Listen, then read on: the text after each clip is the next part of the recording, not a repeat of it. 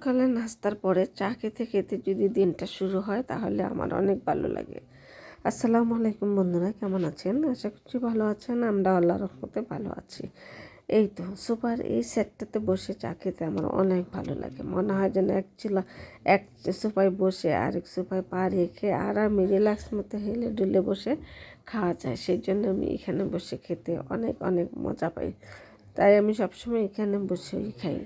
এই তো রং চা খেয়ে নিচ্ছি। খেতে খেতে ভাবছি কী রান্না করব, আর দেখলাম যে ঘরে কাঁচামরিচা নাই। এমন সময় দেখলাম নিচে আসলো সবজিওয়ালাকে থামিয়ে নিয়ে আসলাম কাঁচামরিচ, আরও কিছু সবজি নিয়ে আসছি। সেগুলা এনে ধুয়ে বেছে গুছিয়ে রেখে তারপর আমি রান্নার কাজে শুরু করে দেব। হঠাৎ করে মনে হলো যে কিছু উইংস আছে করে, সেই উইংস দিয়ে আজকে রোস্ট করব। একদম সহজ যে রান্নাটা সেটাই করব। আজকের রোস্টের মধ্যে কিছু কিছু মশলা আছে যেগুলো বাদ, তারপর রোস্টে কিন্তু খেতে বেশ মজা লাগছিল। এই তো আমি রোস্টটাতে উইংসগুলোতে মশলা মাখিয়ে একটু রেখে দিব, আর এই ফাঁকে আমি পেঁয়াজ রসুনগুলো কেটে নেব। এখানে বেশি কিছু মাখাই নেই, একটুখানি পেঁয়াজের রস, তারপরে মরিচের ফাঁকি আর লবণ আর একটু সয়া সস মাখিয়ে রেস্টে রেখে দিলাম। আর আমি এখন পেঁয়াজ রসুন কাঁচামরিচ যা লাগে আমার সবগুলো কেটে নিব। এতে দেখা যাবে বাকি সময়টুকু আমার এই ম্যারিনেট করা মাংসটার ভিতরে মশলাটা বসে যাবে।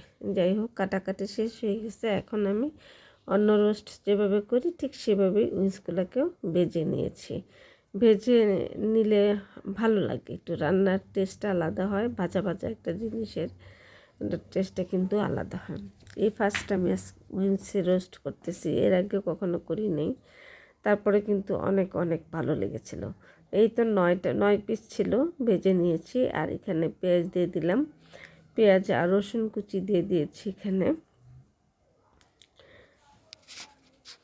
হঠাৎ করে আবার গলাটার মধ্যে কী জানি হলো, কেন বসে বসে যাচ্ছে, মানে কণ্ঠস্বর স্পষ্ট হচ্ছে না, আর কেমন যেন ঠান্ডা ঠান্ডা ভাব লাগতেছে।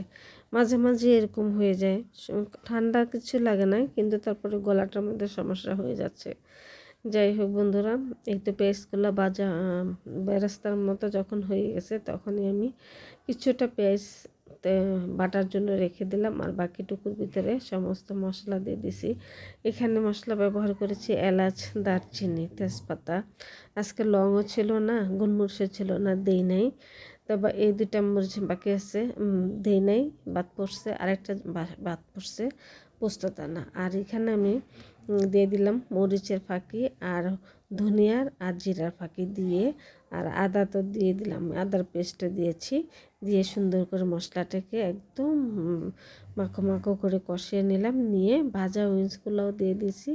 আর এখন দিয়ে দিলাম 2 রকমের বাদাম আর পেঁয়াজ যে ভেজে নিয়েছিলাম সেগুলো দিয়ে ভালো করে মিশিয়ে নিচ্ছি একটু ঘন ঘন করে। তারপরে রোস্টটা তৈরি হয়ে যাবে। দেখুন কত সুন্দর লোভনীয় হয়ে গেছে, দেখতে কত সুন্দর হয়েছে, খেতে বেশ মজা হবে।